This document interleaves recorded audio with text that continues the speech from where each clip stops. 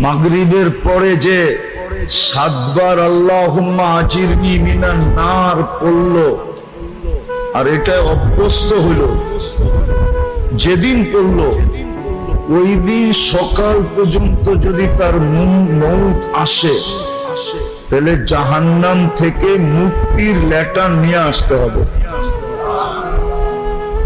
এক হাতে লেটার দিবে আর এক হাতে উঠাবে। এর চেয়ে বড় সুযোগ কি চান?